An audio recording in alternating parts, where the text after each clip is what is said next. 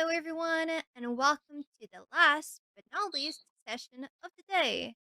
I am Anna, as always, and I'll be playing 9 Years of Shadows. With me, I have Miguel and Diego. Hi, guys. Hello, welcome. How you doing? Hey, doing pretty good. Thank you for having us. Thank you so much for joining. This is a very cool Metroidvania, and I'm excited to show it to everyone. Thank you. So I say let's just jump into it and see the beginning part, and then we For can sure. start talk. Yeah, we can start talking about it. So let's ignore this. My first save. Let's just start a new game. Exciting.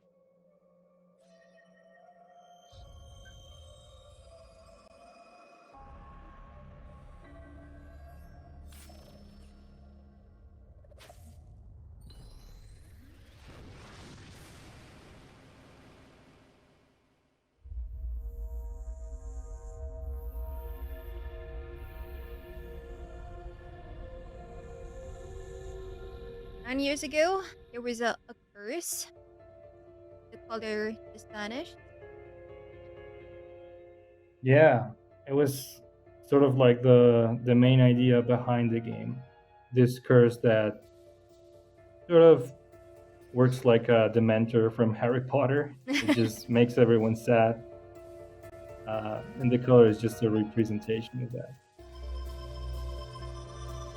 And you can see Europa not doing really well. Like she lost her parents, Alright. so life is not the best right now for her.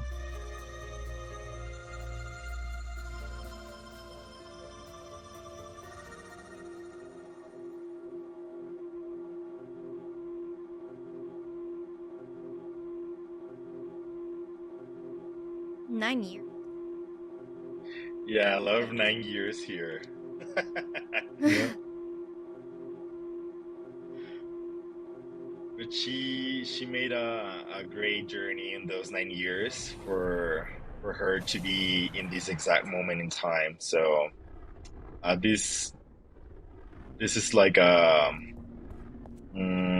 can you say it? Like a lot has happened to her in the previous years, and now she's ready to get rid of this curse of not having colors in her world. So this is her actually for the first time in like the epicenter of the curse. Mm-hmm. So she's trying to figure things out of what she can find. It's the reason behind all of the sorrow and darkness in the world. And as you can see, obviously everything is in black and white. Quite gloomy. Very nice. Yeah, Makes sense why she wants color back. for sure. Yeah.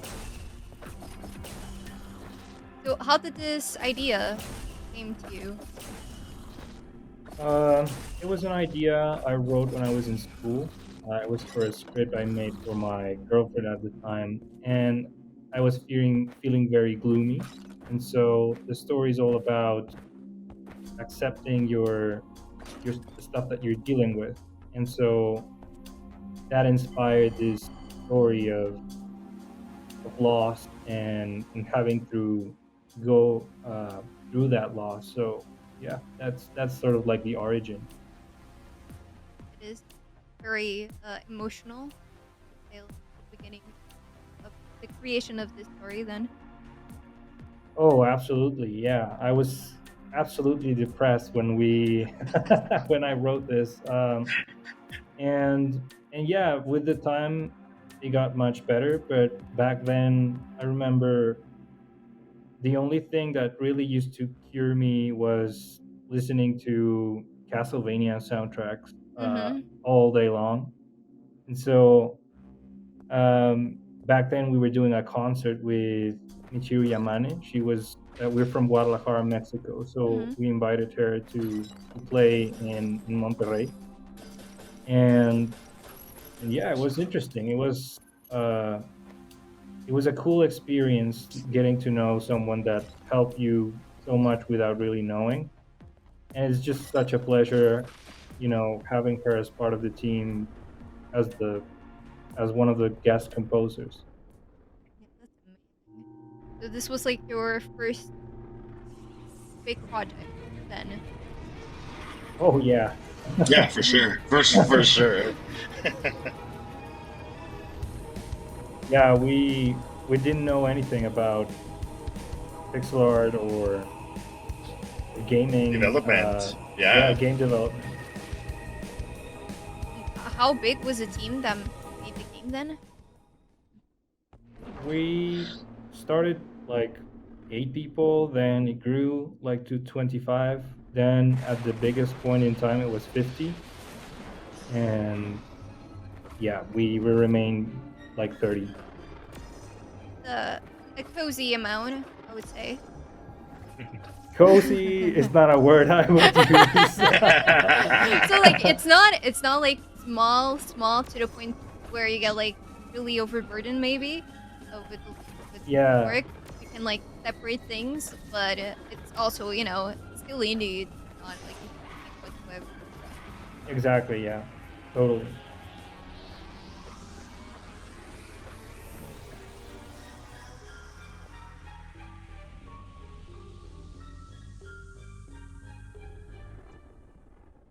Yeah, but still, I mean, getting everyone paid up at the end of the month is very hard. So yeah, it's indie life, I Indie life. guess. So That's how do you get like investments and stuff Well, this is a Kickstarter game, and so that was sort of the first round, let's say, of investment that came into the project. And yeah, later we contacted with a few private investors and then with the publisher, and that's the way we managed to output a game which was far bigger than we could have possibly imagined. And honestly, that when we started, we had no idea how to make it, and it's just a miracle that it exists, to be honest with you. like that? No, like I would say for a first project, like it's amazing.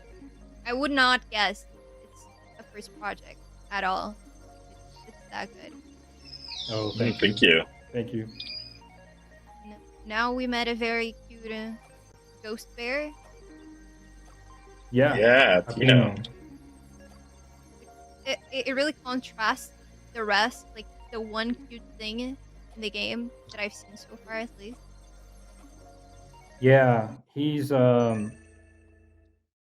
just the best.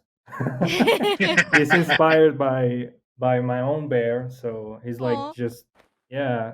My mom gave me that bear, and it was so special to me. Uh, and yeah, I think it's one of the interesting things about it all, just the like what it represents to have a bear, because oftentimes bears are used to comfort you practically by yourself. It's just something you use to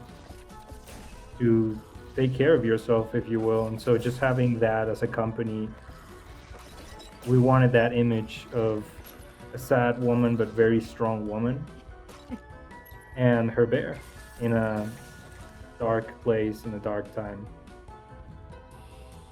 It worked. You can see, thank you, and you can see elements of the music and everything that inspired the story in the first place. Yeah, there's like a common theme of music around the game. Yeah.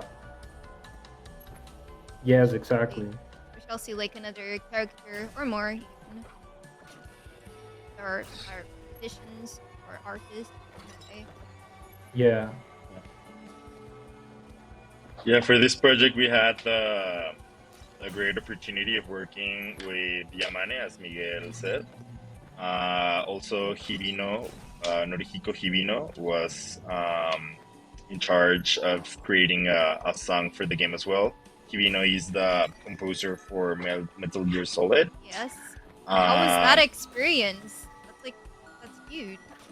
Yeah, it was awesome. Honestly, he's such a kind and awesome person. He's actually his friends with Yamane, and they both do a thing called healing music, which is very big in the game. And it's a part of music that tries to calm you down, and it's used in therapy.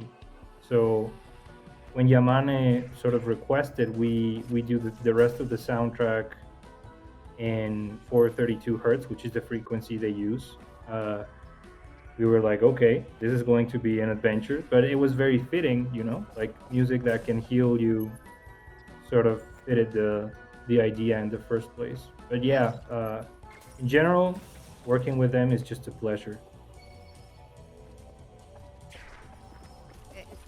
It's very rare for like a first project to manage to already work with such known names. It is Oh yeah, like awesome.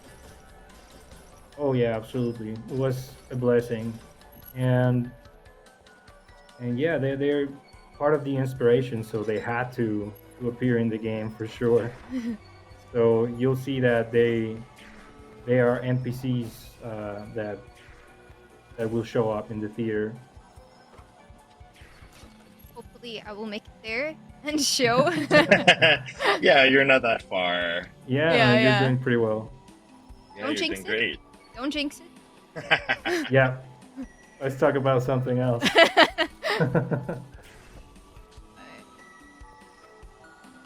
Ooh. Nice.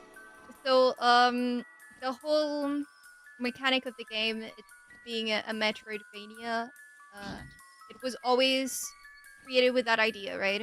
Then, Well, it honestly started as a short film, and then it turned into a Castlevania-like game.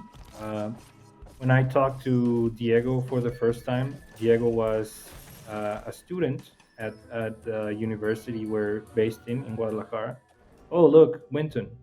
Winton is based on Wynton Marsalis, by the way, which is a real jazz musician that I admire so much. But anyway, I digress. it's a The good point digress. is, It's oh yeah, good. yeah, no, I plan on seeing him this year actually in New York. I really admire this guy. Yeah, he's pretty awesome. It's good that And the music also switches. exactly, yeah, it's a lot in his style. I composed like 95% of the soundtrack, so it was very cool slash difficult to have that mix. Like, especially comparing to people you admire and trying to imitate them is just not the best idea. But yeah, it was cool. So yeah, it was the script, right? Oh yeah, and then I met Diego and I told him about the game. And I don't know, Diego, if you can tell us about the first time you ever heard I about ever met. this. Yeah, it was exciting, especially because, as Miguel said,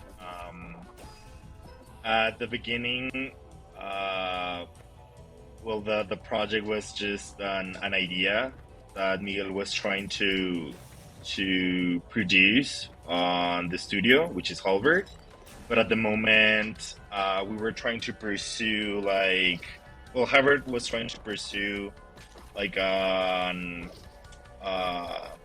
a government investment that we didn't achieve at the moment. But myself at the time, I was studying digital animation engineer in here in Guadalajara in a university called Universidad Panamericana, and I was trying to do like personal and some like extracurricular projects for the school. And there was like a really small group of people that we were working, basically doing like small games, doing VR experiences. And then I had the fortune of meeting this awesome man, which is called Miguel Hasson. And he was like a businessman and a photographer and a composer. And he had this big idea of doing a video game, but starting with the team back in the day, I was producing, doing like small games, and I was like, oh my god, this sounds like a great opportunity here, and we just jumped in. Like, not every person in the group was completely invested into having a video game career, but many of us were like, "Oh my god, this is like a life in an opportunity, a great opportunity," and we jumped in, and that was the beginning of the small 8-person Yeah, team that we team. had. And I don't know, when I heard Miguel spoke about like the story and the vision he had, not only of the game but of the future of the studio, we were basically sold and in love with the whole idea. And that's when it started, like the journey of us in the development. And later on, it came the Kickstarter, the whole thing of doing a vertical slice, learning how to do stuff, and yeah, Just because learning to we make up a game. just learning basically for a long time. Um, and here we are with a finished product, with people being excited about. Obviously, we're super excited of all the things that has happened to us. We have met incredible people around the globe, and we're talking to you basically. So we're Yeah, super excited for all the things the game has brought us into our lives. That's just awesome. How did the Kickstarter go? it It went went pretty really well. great.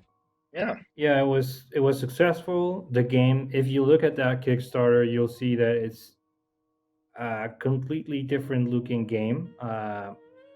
It's evolved a lot since we pitched it there, and I think it's for the good. I mean, I think that the artists have done an amazing job of learning and just growing, because it's the same people. Like, if you see the Kickstarter, it's the same artists. So yeah, it's very different. And here you see Hibino and his persona as an NPC.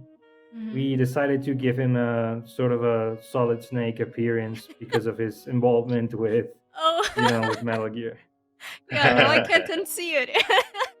yeah, Yeah. Yeah, no, that's he good. was he was stoked. It was weirded Yeah. out first because it's like, hey, I'm Asian, I'm not a white redhead, and it was like, yeah, it's more like Solid Snake, and it's like, oh, dude, I love it. But it was just such a fun Yeah. moment. Like, That's so it great. was, yeah, And for example, in here, this is the theater. You can hear a song that was composed by Yamane, by Michiru. And in yeah. the workshop, you can hear the song that Hibino composed for the game. So you're actually currently hearing Michiru Yamane doing some magical keys there. Yeah, and she's super, like, her cats are a big part of her life. So we had the little detail of making her the ghost cat, and she loved it. She also has that harp. That's a real harp that she has, and she uses to play healing music. So it's really just, yeah. We had a fun time doing this sort of goddess form of healing of her, and just naming her It in her is. name. I mean, It's just gorgeous. yeah, the artist is fantastic. His name is Machion. You can search him. You can give him a search on on Instagram or Twitter. But he's fantastic. Yeah. So the game was released this year, on Yeah. March, Yeah, right? that's correct. Yes. Yeah, And how was like the reception? I feel like it was a positive reception. There was a lot of issues for sure. The game didn't come out as we would have liked. Some people experienced crashes. Some people experienced frustration with the controller because it kept disconnecting and stuff like that. So it clearly shows it was our first game ever even though it's awesome that you said it didn't. But for some people, it sure is the impression we gave. And I feel like it's okay. Like it's still a win for us in the sense that yeah, we it wasn't perfect. We kept pushing updates, and we are still pushing updates. And actually, the Switch version is coming up soon. Um, but yeah, I feel like it was okay received, mostly positive. An okay slash positive reception is a good reception, I would say. And like Yeah, every game usually is released with some issue or two. What's important is that you guys eventually like fix it or try to fix it until yeah, it comes to like a version that you're really satisfied with. exactly. Yeah, no, Yeah, for sure. and I feel like the team really, yeah, did a great job in doing that because the way it's programmed, it's really hard to tamper with anything. So just trying to fix it is difficult, and the amount of patches we put up is It's a outstanding in the lot. sense that yeah, they really put their hearts out. So thank you guys.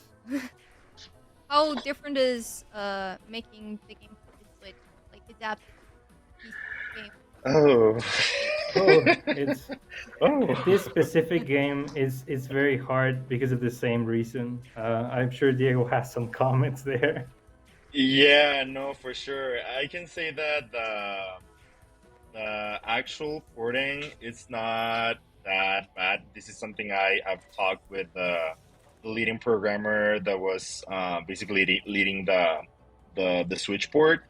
Um, Porting is something that it's not that hard as controllers or text or like that kind of stuff. But when we're talking about performance and just trying to fit your game that is using a lot of resources on a PC, but being translated into the capacity that Nintendo Switch has, you have to be very careful into how your graphics are being used, how all your assets are being loaded. Like you need to really contemplate a lot of things that, as Miguel said at the beginning, we didn't have the experience for us to contemplate from scratch. So it was a very big journey for the programming team and the art team just to understand how we needed to manage all of our assets for the Nintendo Switch. So obviously it was kind of hard, but I think we succeeded. So I Great. hope everyone coming soon will enjoy this game, but on the Switch. Yeah. I think it's a great game to play on the Switch. It fits the console really well. Oh, thank you. Yeah, the first time we kind of tested, we were like, oh, this is it. Like having it in the Yeah. handheld mode, it was something amazing to experience because obviously, um, like in my case, I've been playing like 400 hours this game on a PC. So I have a very specific idea of how this game is being played on a controller and watching the screen. But doing like the handheld mode, it's just something different. Yeah. Yeah, I feel like the Switch it's a great home for this kind of game. Um and yeah, this enemy that's giving you trouble is sort of based Oh, on a Castlevania enemy called the Final Guard, and that enemy consists of a very small entry point that you can hit below the shield or in the face as well. But yeah, this was sort of the core enemy that we thought out at first, in the way that they have different shields. By the way, congratulations, that was great. oh Yes. thank you. I'm sweating.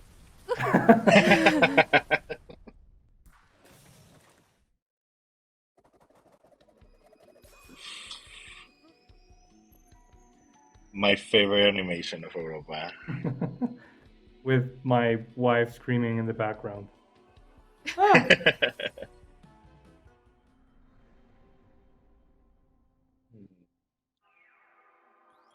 Ugh, love her. Here The we have craze of the first zoos. suit. Yep.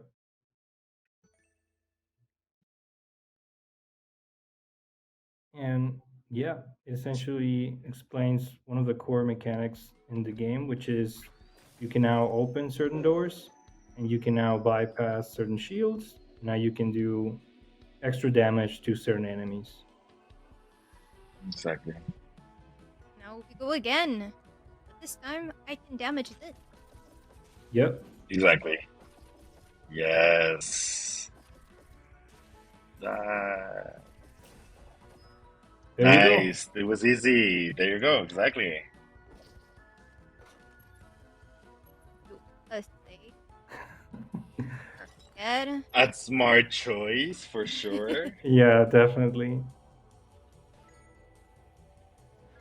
We've actually implemented autosaving now in a patch that's coming. So whenever you defeat an enemy, it autosaves. Yeah, I accidentally died multiple times after doing some bosses in the game and had to redo them. So Yeah. that is good news. Yep. We feel like a Yeah. lot of people are with you. so, so yeah, happy to comply, I guess.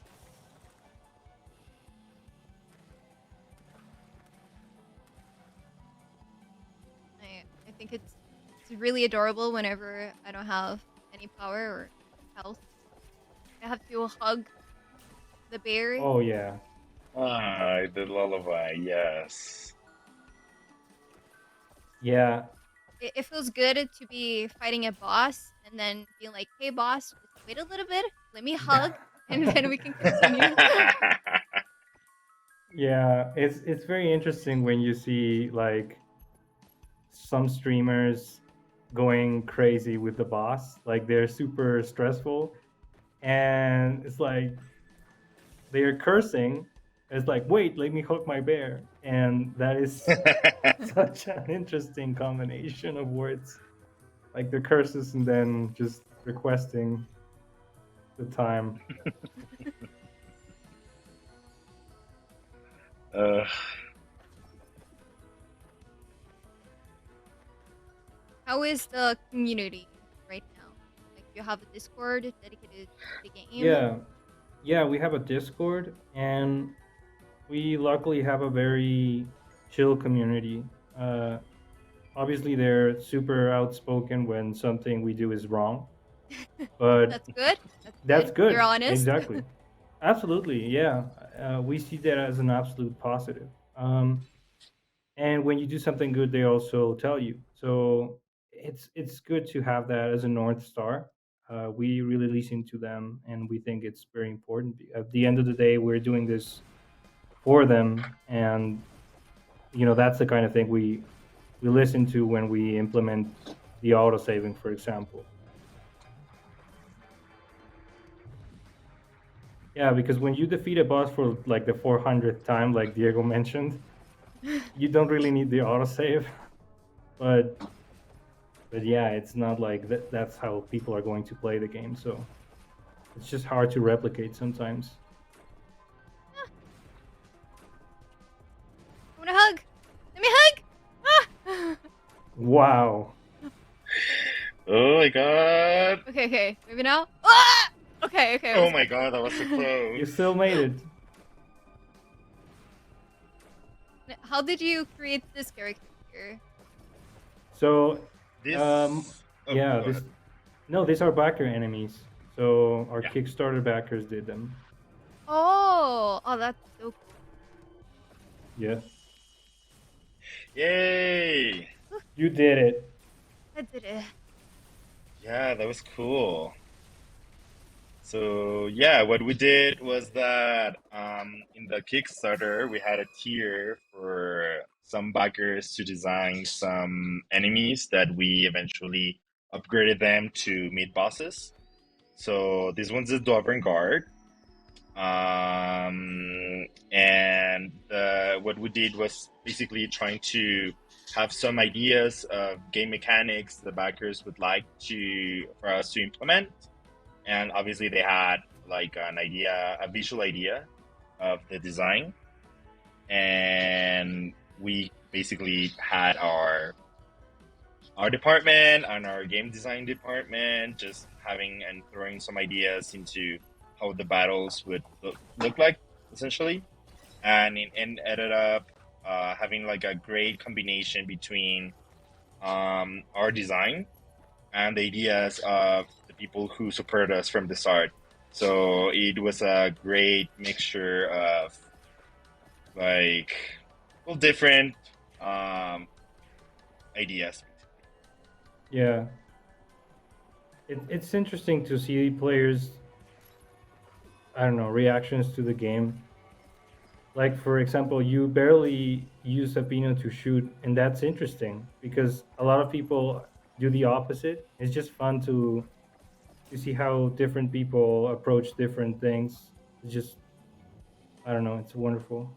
Yeah, like my thinking about it is because okay, it's my like health, so I don't Uh-huh. want to overuse it and only use it when I actually need to.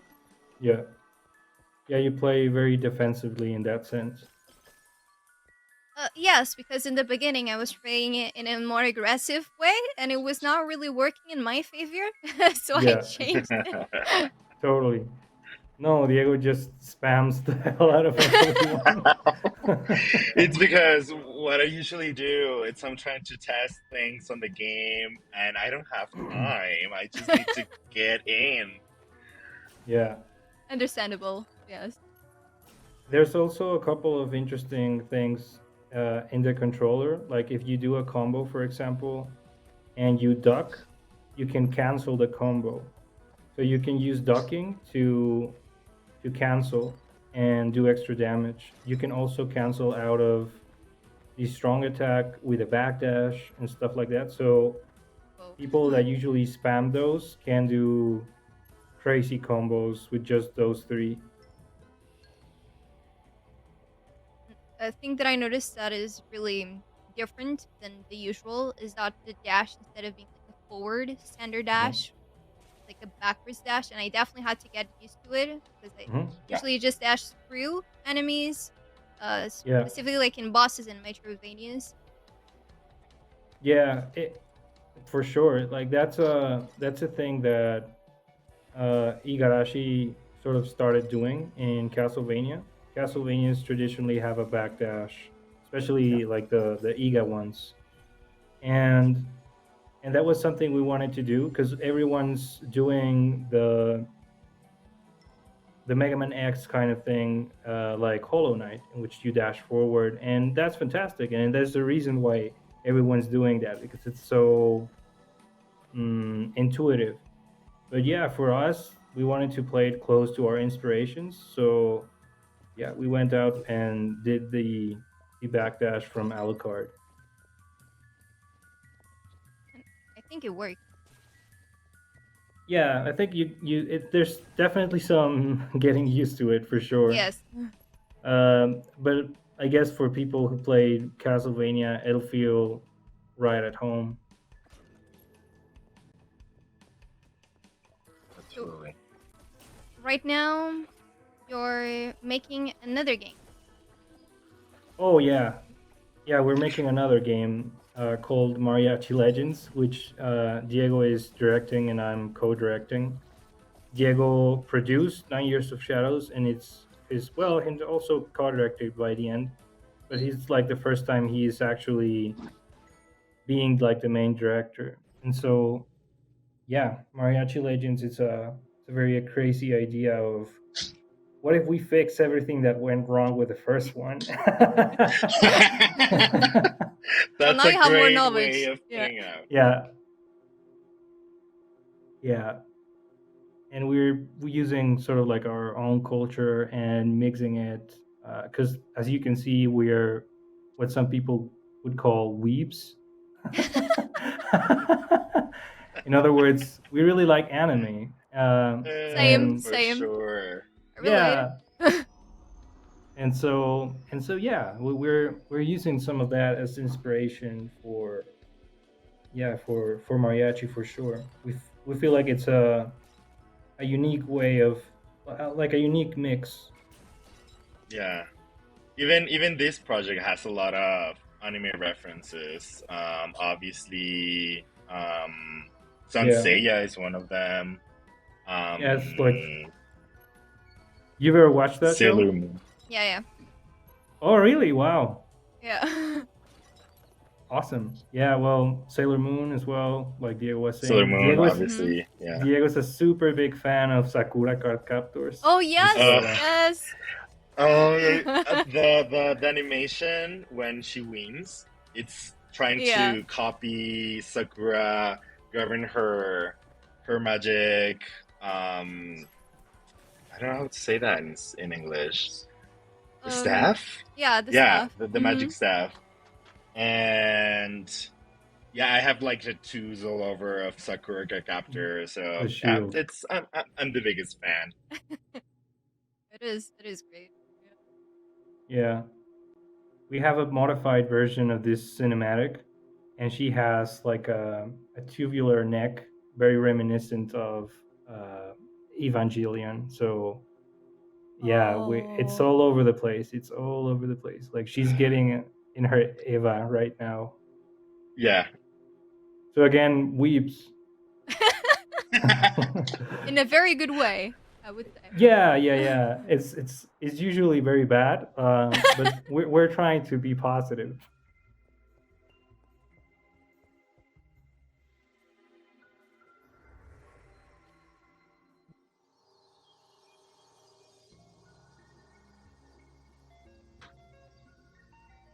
So pretty. I could stare at this for hours.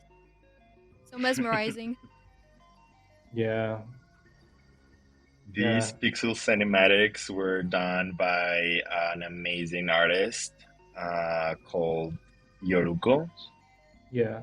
Valeria, and she's Mhm. fantastic. She had all the Yeah, sensibilities that we were looking for because we wanted the game to have a very, I'd say, feminine energy in the sense Mhm. that yeah.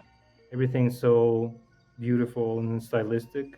We wanted to keep it that way, and so she has a lot of experience doing women in armor. So, dude, like this is exactly Hello. what. Yeah,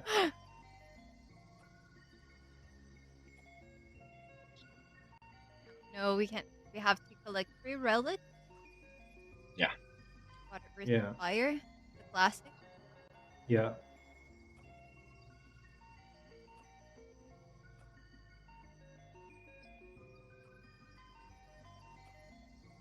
yeah. And this music's actually Apino's theme. Uh, so take what you will of that statement. Oh, my favorite mechanic in the game.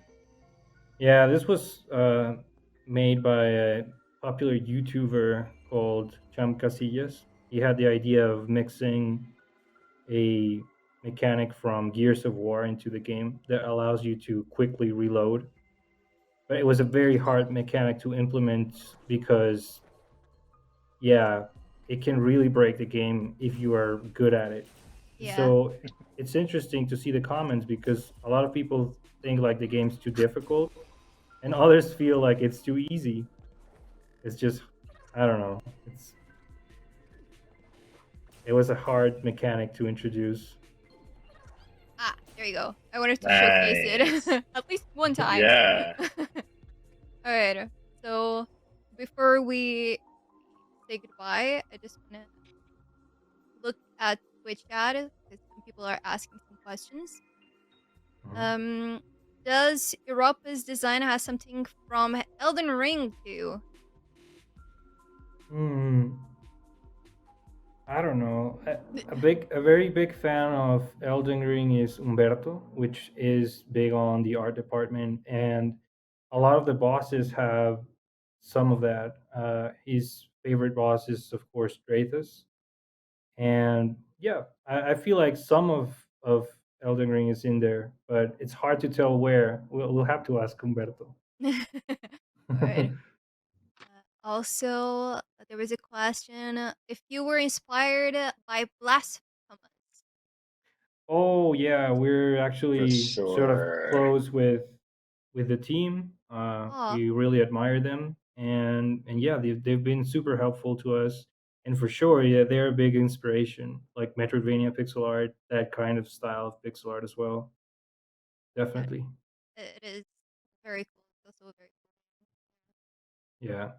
All right. Do you have anything else that you would like to say?